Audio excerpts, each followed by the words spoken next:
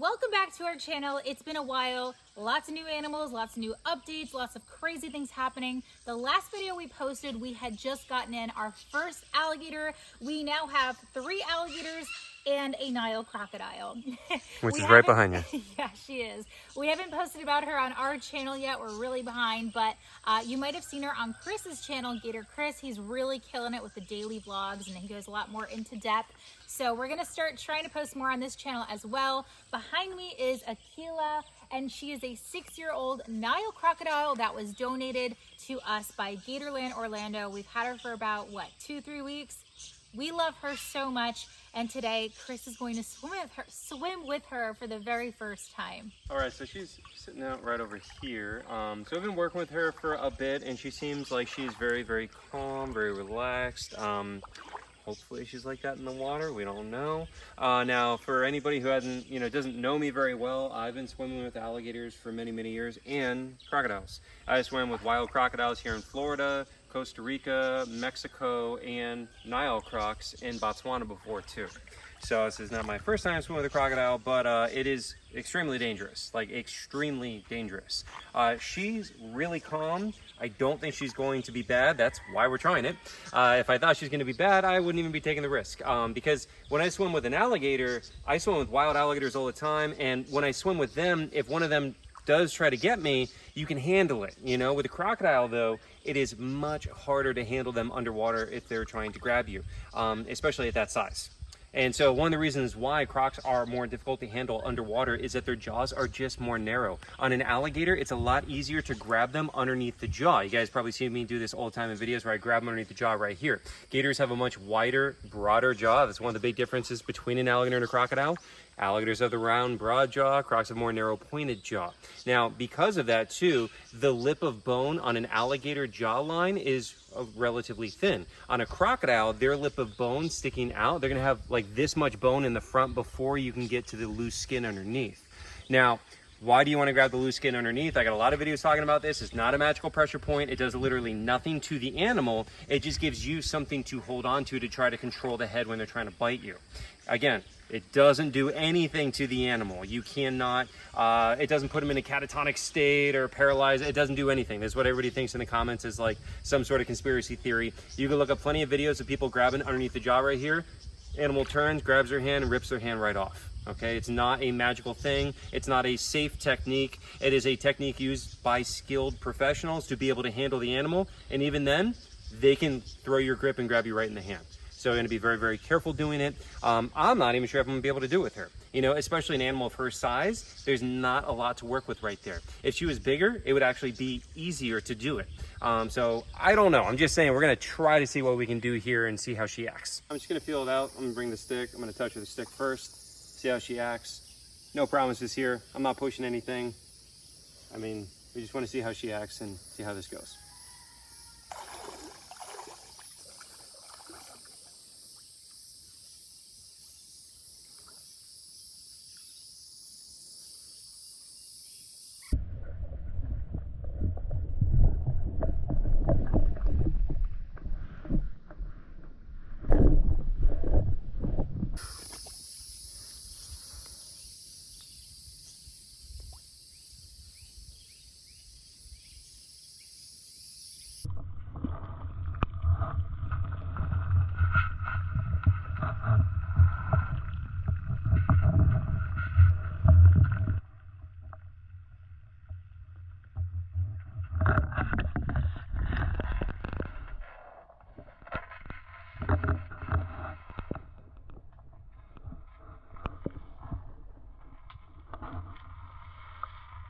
All right, so this might be a work in progress.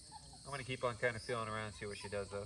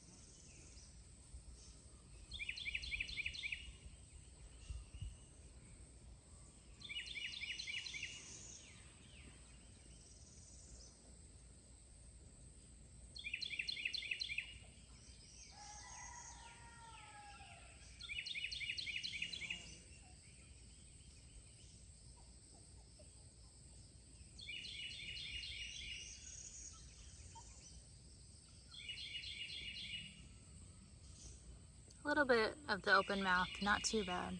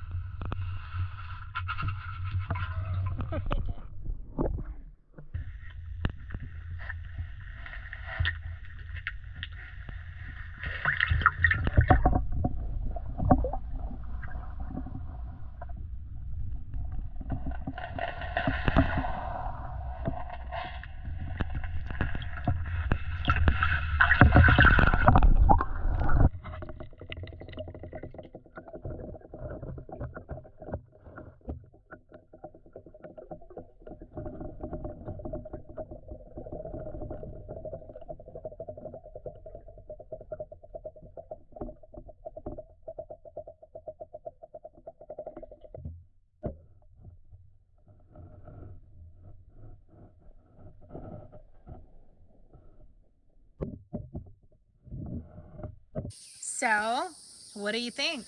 I mean, it didn't go as good as I wanted it to, but You have unrealistically high expectations. it went pretty well. It would be so much easier if she was bigger, you know.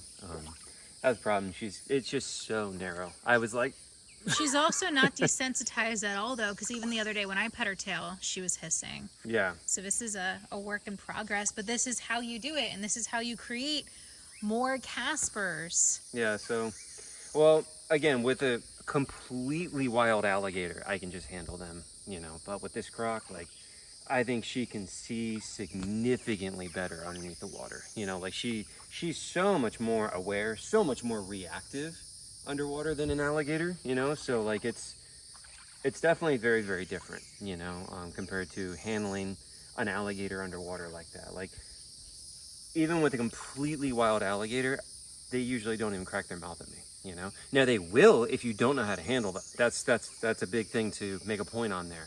If you don't know how to handle a wild alligator underwater, it'll rip your head right off, like 100%. But being really slow, gentle, easy like that, you can usually handle a gator. They don't even crack their mouth at you, you know, until you really got to like annoy them or not know what you're doing, and then they will full on try to bite you. But with the crocodile, I mean, I'm being as gentle as I possibly can, and she's cracking her mouth at me, and she's, you know, moving, like avoiding me and opening up. So yeah, I don't know. We're gonna have to keep on trying. It's gonna take training to be able to do this with her. She doesn't even know her name yet. Yeah, which actually underwater, because she swallows little pieces of food actually underwater, I'm wondering if I have tongs, if I could feed her underwater and get her. It's just a thought I have right now. Is that something you want to associate with, though? Like, no, it's not. right, like we only feed her on land, you know? Although it would be cool. Maybe when she's really well trained, it's like a one-off thing. It's just thoughts I'm speaking out loud. You know, I'm just thinking right now, like what could happen. But I think better off would be training on land, get her habituated, get her used to being touched and handled on land, and then we'll be able to handle in the water like that. You know what I mean? Like I think that's going to translate over. Should we do a on-land training session now with her? Go get some chicken and feed her? Yeah, we should. All right, so we're gonna give her some chicken too, just positive reinforcement. Aila, there you go. She's very happy about that. All is forgiven. Yeah, all is forgiven. We want to end this positively. There's a few more little tiny pieces, okay? The water is giving her a big head and a baby body, like how you get the baby legs. So, Oh, yeah? she looks so small, but she's not. I promise you. She's almost 8 feet. A little tiny piece. It's there. Oh, I know. Here. I'm sorry. It's such a little piece there. Did you get it? Oh, No. It's right there. Nope. I need a little stick to. Here. Oh, it's in your mouth. You had it. It's right there. Oh my goodness. It's just a little tiny piece too.